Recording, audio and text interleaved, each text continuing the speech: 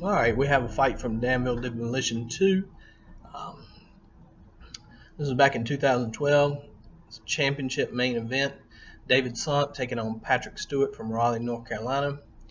And this is for the featherweight championship here.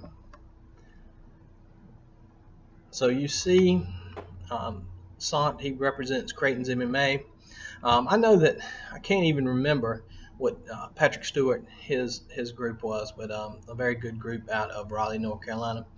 And so here you see the stand-up. Sandt kind of has a traditional martial arts background. Patrick Stewart is pretty much a traditional karate style guy as well, so they really match up pretty well on their feet, measuring each other up.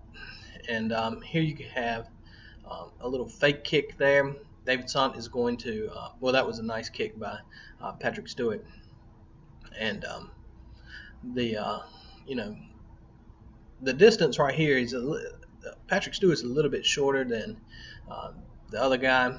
You can tell, but they're about the same size actually, but you see that Stewart has a little more length. Nice little right hand there by David Sandt, and then they get into the clinch position. Nice knee by Sandt, nice knee here by Patrick Stewart, and then they wind up here on the ground. Kind of hard to see, but then you do see Patrick Stewart in the guard of David Sandt. David Sandt looking for a leg lock here. As you know, no one's ever finished a fight in my show by leg lock, so it's not going to happen this time. But you see David Sandt is really good at leg locks. He is looking for this leg lock and trying to get into a better position to finish the fight. Now he gets back up on top, and you see him. He's on top, throwing punches on Stewart here. Good scramble. Finds him on top, and then he goes right here, sort of to the guillotine. One thing about the guillotine, if you don't get it, sometimes you wind up out of position. They wind back, up on their feet.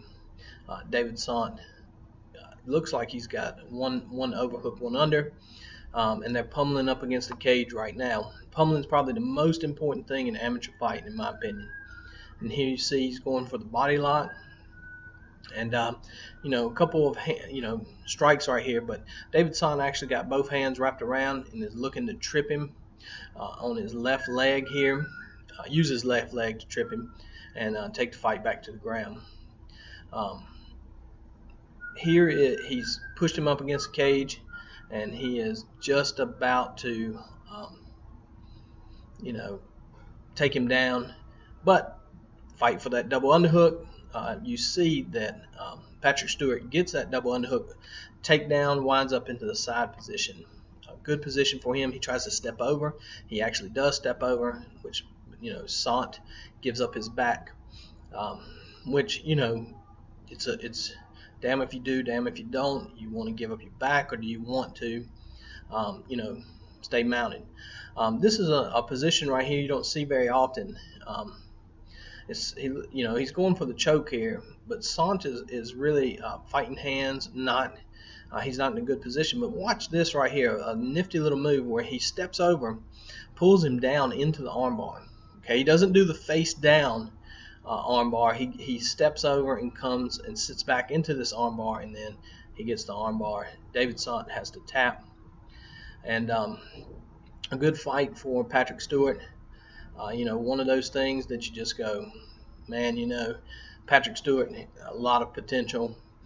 David Sandt, a super tough guy under, the tutelage of, UFC veteran Paul Creighton's MMA. And when you watch the replay, it is a slick move here, a great jiu-jitsu move where he takes the back and he shoots over. He's going to position that leg over and pull him straight down. Now he's going to pull that arm back.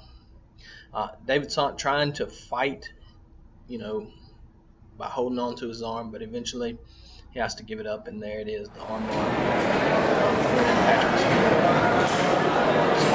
The winner, fighting out